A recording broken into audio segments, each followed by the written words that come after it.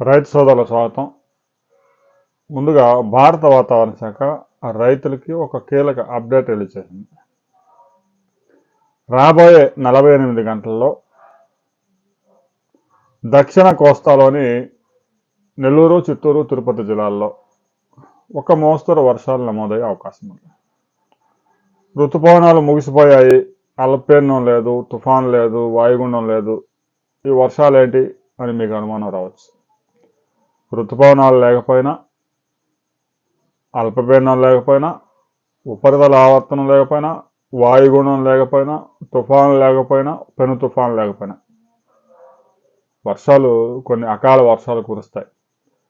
బంగాళాఖాతం మీదుగా వీస్తున్న తూర్పు గాలుల ప్రభావంతో నెల్లూరు, చిత్తూరు, తిరుపతి జిల్లాల్లో 2 నుంచి 3 సెంటీమీటర్ల వర్షపాతం, కొన్ని ప్రాంతాల్లో 4 నుంచి 5 మిల్లీమీటర్ల వర్షపాతం నమోదయ్యే అవకాశం ఉంది. రాబోయే 48 గంటల్లో ఈ వర్షాలు నమోదయ్యే అవకాశం ఉంది. ఇప్పటికే దక్షిణ కోస్తాలో చాలా ప్రాంతాలు మేఘావృతమై ఉన్నాయి. కొన్ని ప్రాంతాల్లో అక్కడక్కడ 2 నుంచి 3 మిల్లీమీటర్ల వర్షపాతాలు నమోదయ్యే అవకాశం ఉంది. సముద్రం మీద నుంచి వీస్తున్న తూర్పు గాలుల ప్రభావంతో ఈ వర్షాలు కురిసే అవకాశం ఉంది. నైరుతి ఋతుపవనాలు ముగిశాయి, ఈశాన్య ఋతుపవనాలు ముగిశాయి, తుఫానుల కాలం కూడా పోయింది.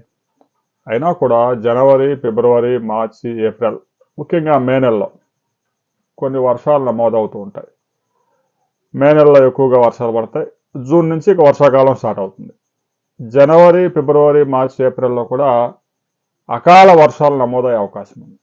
అలాంటి వర్షాలే రాబోయే 2 రోజుల్లో నెల్లూరు, చిత్తూరు, తిరుపతి జిల్లాల్లో కురిసే అవకాశం ఉంది. పంటలు హార్వెస్ట్ చేస్తున్న రైతులు ఆ వచ్చిన దిగుబడిని తడవకుండా కాపాడుకోవాల్సిన అవసరం ఉంది.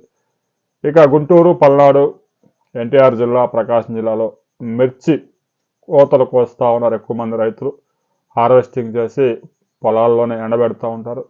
చిన్న చిన్న జల్లులు 2-3 మిల్లీమీటర్ల వర్షపాతాలు నమోదయ్యే అవకాశం ఉంది. కాబట్టి తడవకుండా కాపాడుకోవాలి. ఎందుకంటే మంచి ధరలు ఉన్నాయి.